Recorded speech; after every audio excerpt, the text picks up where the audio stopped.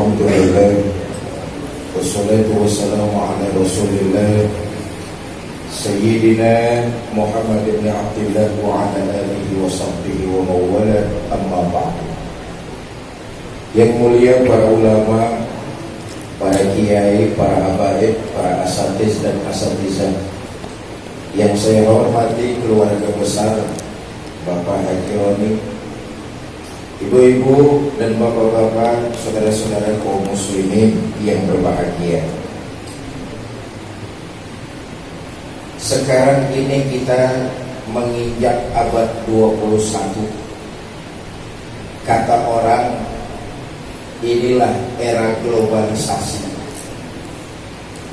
Apa ciri masyarakat global? Pertama, kemajuan ilmu yang begitu pesat, lahir teknologi informasi yang sangat cepat.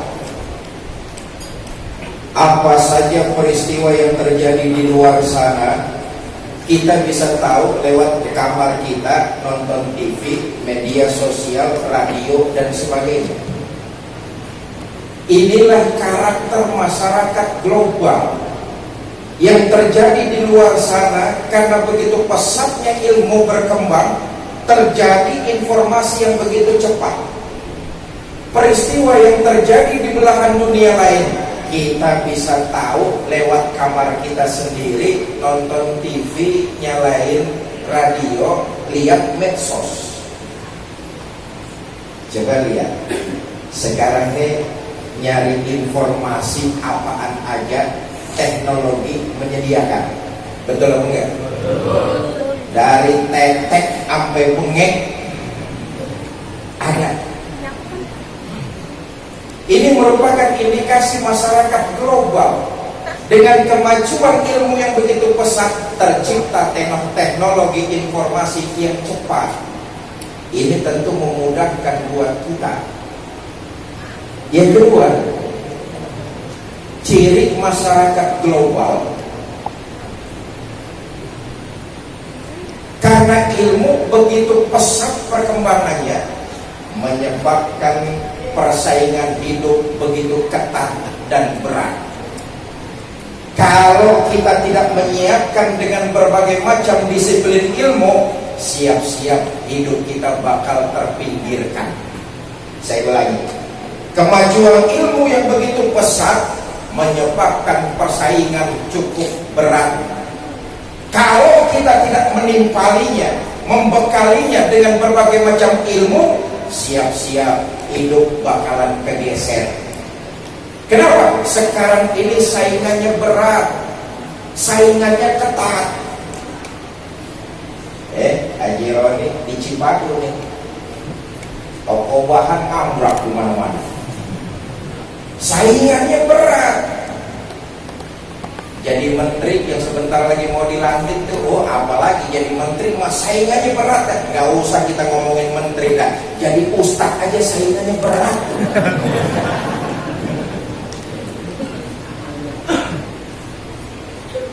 Ini masyarakat global cirinya seperti ini nih. Kalau kita tidak membekali diri dengan berbagai macam disiplin ilmu dan keterampilan, hidup siap-siap bakalan kegeser. Yang ketiga, ciri masyarakat global, ruang dan waktu sekarang ini udah gak lagi jadi kendala. Dulu di tahun 70-an, 80-an mungkin karena teknologi masih belum maju dengan pesat. Kalau tahun 70, 80-an, apa saja yang terjadi di kota, kalau kita pengen tahu, kabarnya baru kita dapat besok lusa. Kalau kita pengen ngirim surat, nanya kabar ke saudara yang beda kabupaten atau provinsi, jawaban suratnya mungkin seminggu atau 2 minggu baru kita dapat. Coba bayangin, sekarang dengan kemajuan ilmu, ruang dan waktu sudah nggak lagi jadi jarak. Hari ini, saat ini juga kita bisa langsung bertatap muka lewat telepon dengan saudara kita yang beda kabupaten, beda provinsi, bahkan beda negara. pesat kemajuan ilmu yang pada akhirnya tentu memudahkan hidup kita manusia. Nah, ini karakter masyarakat global. Yang ingin saya tekankan adalah ekornya minta dimatiin aja di bawah. Ekornya, volumenya gedein dikit biar kagak ngotot ngomongnya. Ada teknisnya, pemagang volumenya gedein dikit, ekornya matiin. Sampai mana gua ngomong tadi dah? Nah, ini indikasi masyarakat global. Bagaimana cara kita, terutama remaja, pemuda, umat Islam Cipadu dalam menyongsong masyarakat global? Tidak lain dan tidak bukan persiapkan diri kita dengan berbagai macam ilmu dan keterampilan. Tidak disangsikan lagi bahwa ilmu dikhususkan oleh Allah kepada manusia. Selain ilmu, manusia bisa, hewan juga bisa. Tapi khusus ilmu kepada umat manusia saja. Yang membedakan derajat manusia lebih tinggi daripada derajat malaikat tidak lain dan tidak bukan adalah ilmu. Ketika Allah mendeklar kepada para malaikat, inni ja'ilun fil ardi khalifah, para malaikat, aku akan ciptakan satu makhluk yang bernama manusia. Aku akan tugaskan mereka untuk mengemban tugas itu di alam dunia. Khalifah. Malaikat protes. Ketika Allah ingin menciptakan manusia sebagai khalifah, nanti deh khalifah dibekalinya dengan ilmu. Malaikat setengah protes. Apa kata malaikat? Ataj'alu fiha wa yufsidu fiha wa yasfiku dima. Ya Allah, bukankah sudah cukup saja kami ini para malaikat yang menyanjung dan memuji Engkau ya Allah? Kalau Engkau ciptakan manusia, mereka akan mengadakan pertempuran, kerusakan, pertumpahan darah. Apa jawab Allah? Inni a'lamu ma la ta'lamun. Aku lebih tahu ketimbang engkau para malaikat. Walhasil diciptakannya oleh Allah manusia pertama, Nabi Adam. Nabi Adam memang tujuannya untuk jadi khalifah di muka bumi ini. Maka dipersiapkan oleh Allah dengan berbagai macam ilmu. Wa kullama Adam al-asma'a kullaha. Nabi Adam diajari oleh Allah berbagai macam nama. Asma itu nama. Bahasa Arabnya asma, nama. Kita nih tiap bulan tanggal 16 ngaji Ratibul Hadad. Asma'illah, nama-nama Allah. Asmaul Husna, nama-nama Allah. Nabi Adam diajarkan berbagai macam nama oleh Allah. Nama itu mufassir sepakat adalah simbol dari keilmuan. Setelah Nabi Adam diajarkan berbagai macam ilmu oleh Allah, dites sama malaikat, dikonfrontir Nabi Adam dengan malaikatnya. Malaikat, ini makhluk manusia yang pernah aku janjikan kepada kalian, namanya Adam. Ayo, sekarang coba, lebih utama mana kamu malaikat dengan manusia? Coba malaikat sebutkan nama-nama yang ada di sorga.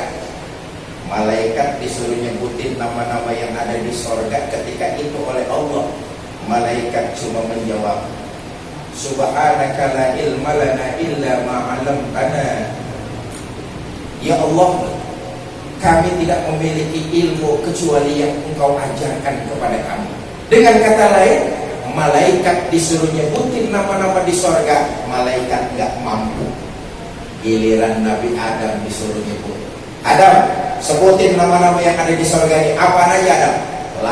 lancar Nabi Adam nyebutin. Kenapa? Sudah dibekali dengan ilmu, seluruhnya disebutin sama Nabi Adam. Ada sebul jengkol, sebul tahu. Ketika Nabi Adam nyebutin seluruh nama-nama yang ada di surga, Allah kemudian memerintahkan kepada para malaikat untuk sujud terhadap Nabi Adam. Saudara, inilah keutamaannya. Pertama yang ingin saya bahas, sujud di sini bukan sujudul lil ibadah, bukan sujud nyembah karena haram. Tapi di sini yang dimaksud sujud adalah iftirafan, memuliakan keutamaan Nabi Adam. Kenapa harus memuliakan Nabi Adam? Karena Nabi Adam memiliki ilmu. Maka sujud yang dimaksud di sini adalah iftirafan, memuliakan kepada orang yang memiliki ilmu. Bapak Ibu, saudara-saudara kaum muslimin yang saya muliakan, karenanya tidak ada cara, tidak ada lain. Generasi muda Islam, anak-anak Cipadu ini harus mempersiapkan berbagai macam ilmu, pengetahuan dan keterampilan. Kalau hidup tidak mau bergeser, kalau hidup tidak mau minggir, maka siapkan ilmu, asah keterampilan. Ilmu perantara jalan kepada takwa. Karena itu dalam Islam wajib hukumnya untuk menuntut ilmu. Orang yang memiliki ilmu derajatnya lebih tinggi. Satu hari Nabi mau masuk ke masjid. Tiba-tiba dari dalam masjid keluar orang buru-buru.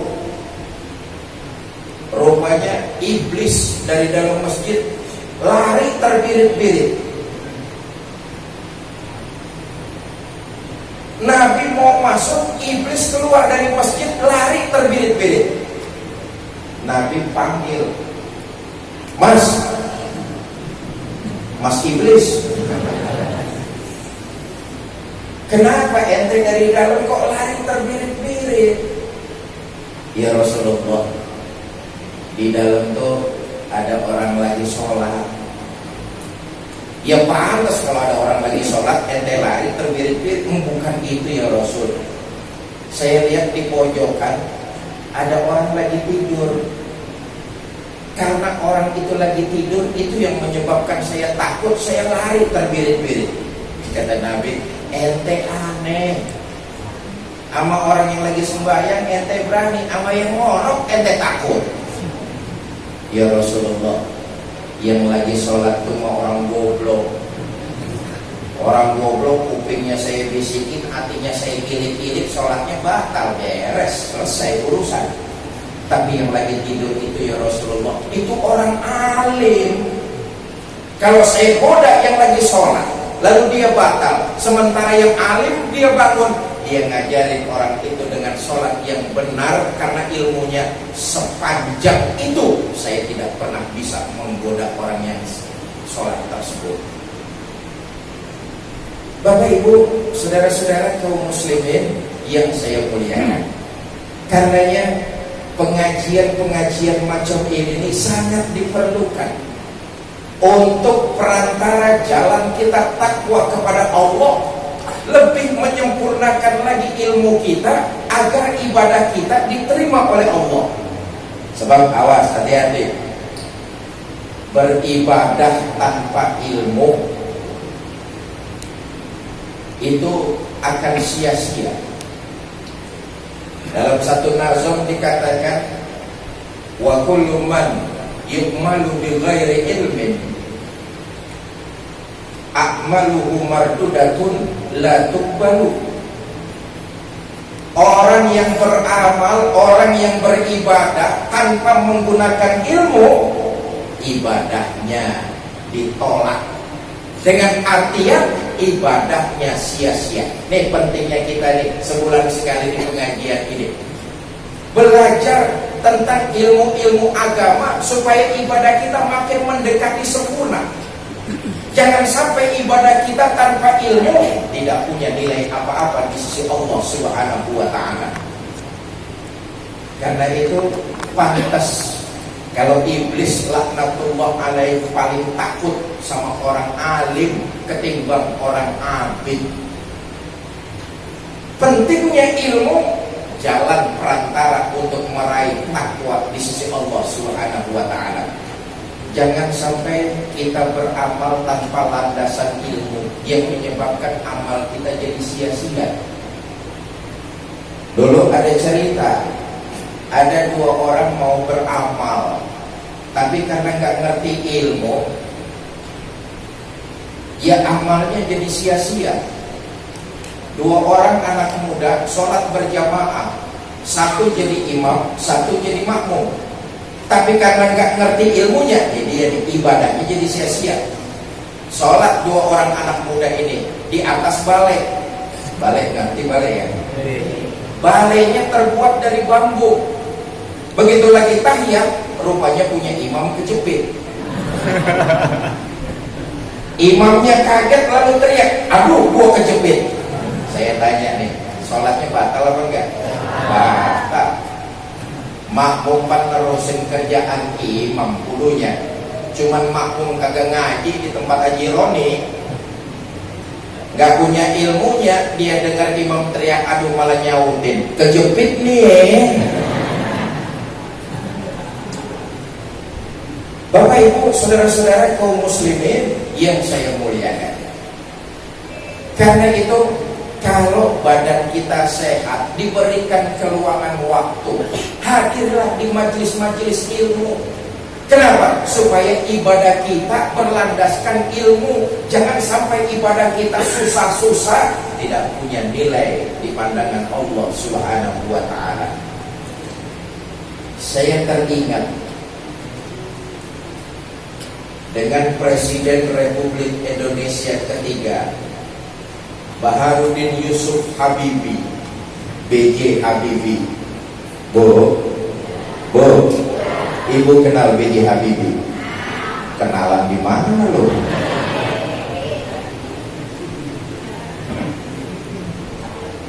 Ketika B.J. Habibie sudah dikebumikan, torehan-torehan tintanya kemudian baru keluar kemana-mana.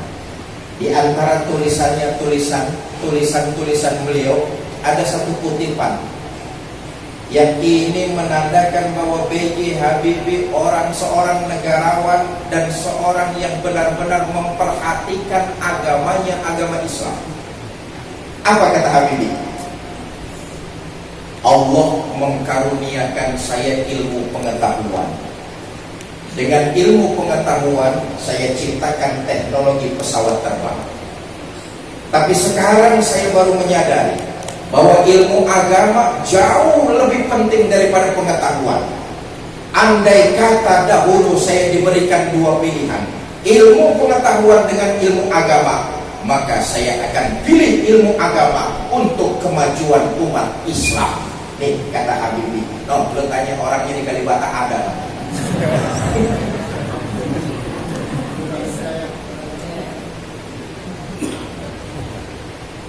Artinya memang ilmu ajaran, ilmu agama yang mendekatkan kita kepada jalan takwa seluruh ibadah kita. Mudah-mudahan karena landasannya ilmu punya nilai di sisi Allah Subhanahu wa ta'ala.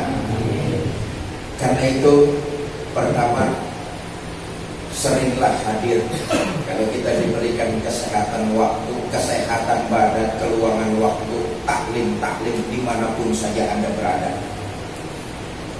Nggak boleh juga fanatik menuntut ilmu, mencari kebenaran. Nggak boleh fanatik. Bohong gak ngaji tempat Haji Roni, kiainya bukan dari Sunda. Emang Nabi Muhammad lahir di Cianjur. Ngaji mah kemana aja, cari ilmu sebanyak-banyaknya, cari guru sebanyak. Ini yang saya mau pesan, cari guru sebanyak-banyaknya. Karena berkah kita dari orang tua, dari guru. Karena itu cari guru sebanyak-banyaknya. Di sini domain saya. Tapi kalau mau cari guru, kalau mau cari guru, lihat juga silsilahnya. Sebab sekarang ini banyak orang ngaku guru, baru muntuk di medsos, baru menggunakan YouTube, ngaku jadi guru, lalu memberikan fatwa yang macam-macam. Akhirnya nanti timbul Islam teroris. Awas, hati-hati ini. Cari guru sebanyak-banyaknya, tapi teliti silsilah guru-gurunya. Yang kedua, saya pesan buat adik-adik saya nih, Majelis Taklim Cipagu, pimpinan Haji Roni dan keluarga, sering-seringlah bergaul dengan orang yang alim, bergaul dengan orang yang alim,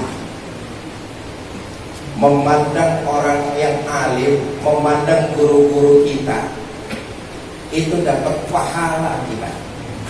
Memandang habib kita, guru kita, kiai kita, ustadz kita, itu dapat pahala. Yakinlah saudara, yang kita mulai sekarang ini, walaupun tidak selesai, tapi keturunan kita insya Allah akan menyelesaikannya. Kalau kita bergaul dengan orang alim, walaupun kita belum alim, satu saat zuriat dan keturunan kita akan jadi orang alim. Karena itu, apa yang kita selesaikan sekarang, yakinlah anak cucu kita akan menyelesaikannya. Kalau sekarang kita berteman dengan orang-orang yang alim, insya Allah keturunan kita jadi juga orang yang alim. Berteman sama orang alim, kan paling enggak berkahnya dapat. Kemana-mana orang pada cium tangan. Walaupun kita di belakang orang alim tuh, habis tuh orang nyium tangan orang alim, tuh orang nyium tangan kita juga. Itulah berkahnya. Padahal yang dicium tangan dia kagak tahu siapa kita. Betul apa enggak? Berkahnya. Karena itu banyaklah bergaul dengan habaib, dengan kiai, dengan ustaz. Saya sih sebenarnya belum ustaz, cuma bau-bau ustaz. Masih mending bau-bau ustaz daripada ustaz bau. Bapak Ibu saudara-saudara, sebab penting loh ya, pergaulan itu ternyata membentuk karakter kita. Begini, orang bijak pernah ngomong, kalau kamu mau tahu 15 tahun lagi kamu kayak apa, teliti teman-teman kamu sekarang ini. Kalau sekarang ini teman-teman kamu lebih banyak bromocora, preman, buajingan, tengik, 15 tahun yang akan datang kamu juga tetap ada di tempat itu. Tapi kalau teman-teman kamu dari sekarang ini lingkungan orang-orang soleh, hadir di majelis-majelis ilmu seperti ini, dekat dengan ulama, habaib, ustaz, bergaul dengan orang yang baik-baik, insya Allah 15 tahun yang akan datang tempatmu juga masih tempat di majelis-majelis kebaikan. Bahkan Sauki Bek soal pergaulan dalam sebaik syair beliau pernah mengatakan begini, man asral asrofa asa musarofat. Ini apa jam berapa? Apa jam atu? Lu enak tinggal dengerin kagak bayar. Ironi kesehatan itu. Man asral asrafa asa musarrafan. Siapa orang yang berteman dengan ulama, siapa orang yang berteman dengan ulama, barang siapa yang berteman dengan orang mulia, dia akan ikut jadi mulia. Tapi sebaliknya, barang siapa yang berteman dengan orang hina, jangan ngarep dia bakalan jadi mulia. Berteman sama ulama, sama orang mulia, ngikut jadi mulia. Berteman sama orang hina, jangan ngarep jadi mulia. Awalan tara jildal afir muqabbalan bisafrin lamma sara jildal mushaf. Tidakkah kalian perhatikan kulit kambing yang hina karena berteman dengan Quran yang mulia, ngikut kulit kambing jadi mulia. Lebaran haji lihat kambing begitu diseset, kulitnya digeletakin, dilalerin, jorok, orang kagak ada yang mau dekat. Betul apa enggak? Tapi begitu dipungut, disamak dia, suci, jadi kantong Quran, dihormatin orang. Mau diambil, dicium dulu, kulit kambing dicium orang. Berteman sama Quran yang mulia, ngikut jadi mulia. Tapi lihat, kulit kambing berteman sama kayu, jadi beduk. Lah pagi-pagi dikemplang orang. Awas hati-hati, jangan salah pilih teman. Bedanya cuma dikit doang tuh. Kulit kambing berteman sama Quran dimuliain orang, kulit kambing nempel sama kayu dikemplangin orang. Inilah masyarakat kita era globalisasi. Kalau ingin bertahan, siapkan berbagai macam disiplin ilmu, asah kemampuan, dan teruslah berada di majlis-majlis ilmu seperti ini. Wallahu a'lam bishawab. Ini saja yang saya dapat sampaikan. Terima kasih atas segala perhatian. Mohon maaf atas segala kekurangan. Wallahul muwaffiq ila aqwamit thoriq. Assalamualaikum warahmatullahi wabarakatuh.